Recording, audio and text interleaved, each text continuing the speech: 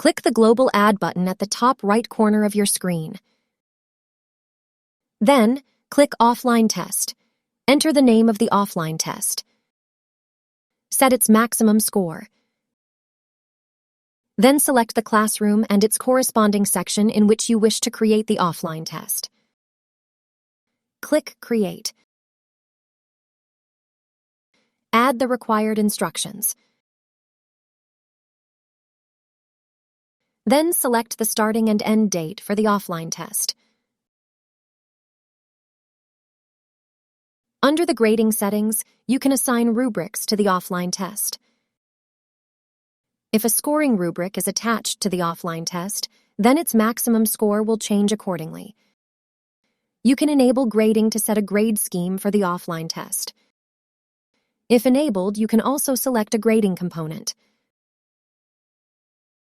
By default, the offline test is set as formative. Click Summative option to assign weightage to it. Click to expand the sharing settings. Here you can choose to share the offline test with other classrooms that you are part of. If personalized learning feature is enabled on your site, you will be able to share the offline test with teams or individuals. If applicable, you can also make the learners' scores and comments visible to their parents.